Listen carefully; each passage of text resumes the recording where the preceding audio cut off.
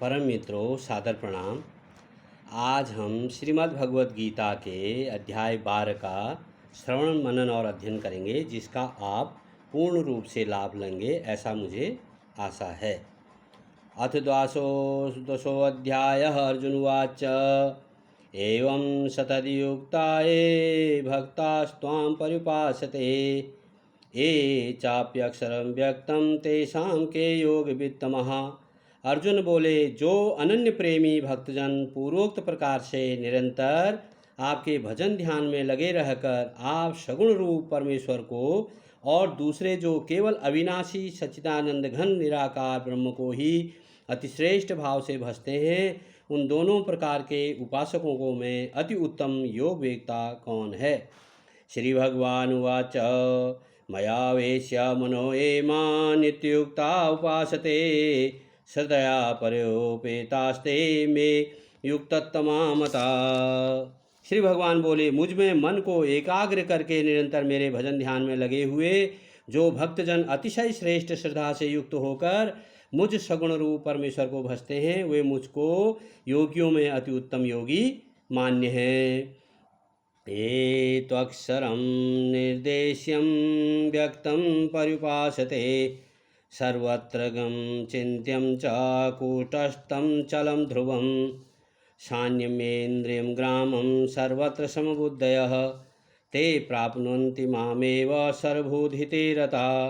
परंतु जो पुरुष इंद्रियों के समुदाय को भली प्रकार वश में करके मन बुद्धि से परे सर्वव्यापी अकथनीय स्वरूप और सदा एक रस रहने वाले नित्य अचल निराकार अविनाशी सच्चिदानंद घन ब्रह्म को निरंतर एक ही भाव से ध्यान करते हुए भजते हैं, वे संपूर्ण भूतों के हित में रत और सब में समान भाव वाले योगी मुझको ही प्राप्त होते हैं। क्लेशो अधिकतर तेषां व्यक्तासक्तचेतसाम् अव्यक्ता हि गतिर्दुःखं देवद्दिविर्वाप्यते। उन सच्चिदानंद घन निराकार ब्रह्म में आसक्त चित्त वाले पुरुषों के साधन में परिश्रम विशेष है, क्योंकि देहाभिमानियों के द्वारा अव्यक्त विषय गति दुखपूर्वक प्राप्त की जाती है। ये तो सर्वाणि कर्माणि मयि सन्न्यस्य मत्परा अनन्येन योगेन मां ध्यायन्तः उपासते। परंतु जो मेरे परायण रहने वाले भक्तजन संपूर्ण कर्मों को मुझ में अर्पण करके मुझ सगुण रूप परमेश्वर को ही अनन्य भक्ति योग से निरंतर चिंतन करते हुए भजते हैं, तेषामहं समुद्धर्ता मृत्यु संसार सागरात् भवामि न चितार्पार्थ मया वेशित चेतसाम। हे अर्जुन, उन मुझ में चित्त लगाने वाले प्रेमी भक्तों का मैं शीघ्र ही मृत्यु रूप संसार समुद्र से उद्धार करने वाला होता हूँ। मयि मे मनः आद्यस्त्वं मयि बुद्धिं निवेशय निवेश्यसि मयि अत ऊर्ध्वं न संशयः। मुझ में मन को लगा और मुझ में ही बुद्धि को लगा, इसके उपरांत तू मुझ में ही निवास करेगा, इसमें कुछ भी संशय नहीं है। अथ चित्तं समाधातुं न शक्नोषि मयि स्थिरम् अभ्यास योगेन ततो मामिच्छताप्तु धनंजय। यदि तू मन को मुझ में अचल स्थापन करने के लिए समर्थ नहीं है, तो हे अर्जुन, अभ्यास रूप योग के द्वारा मुझको प्राप्त होने के लिए इच्छा कर। अभ्यासेऽप्यसमर्थो असि मत्कर्म परमो भव मदर्थम अभिकर्माणि कुर्वन् ससिद्धं वाप्यसि। यदि तू उपयुक्त अभ्यास में भी असमर्थ है, तो केवल मेरे लिए कर्म करने के ही परायण हो जा। इस प्रकार मेरे निमित्त कर्मों को करता हुआ भी मेरी प्राप्ति रूप सिद्धि को ही प्राप्त होगा। अथैतदप्यशक्तो असि कर्तुं दोगमासितः सर्वकमल कर्मफल त्यागं तथा कुरु यतात्मवान्। यदि मेरी प्राप्ति रूप योग के आश्रित होकर उपयुक्त साधन को करने में भी तू असमर्थ है, तो मन बुद्धि आदि पर विजय प्राप्त करने वाला होकर सब कर्मों के फल का त्याग कर।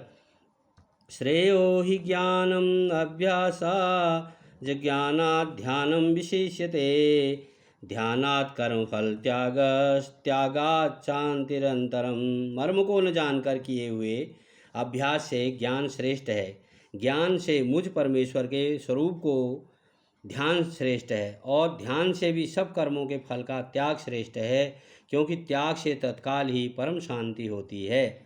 अद्वेष्टा सर्वभूतानां मैत्र करुण एव च निर्ममो निरंकार सम दुःख सुख क्षमी संतुष्ट सततम योगी यतात्मा दृढ़ निश्चय मय अर्पितं मनोर्बुद्ध्यो मदभक्त समे प्रिय।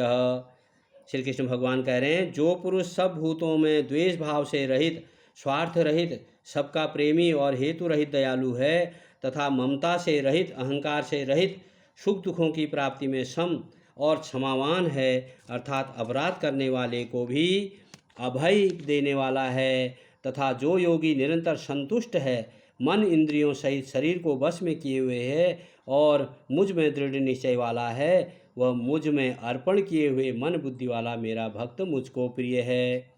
परम मित्रों, आज श्रीमद् भगवद गीता के 12वें अध्याय का 13 और 14 श्लोक का श्रवण और मनन हमने किया। आप इसका श्रवण मनन करें और अपने जीवन को धन्य करें। धन्यवाद।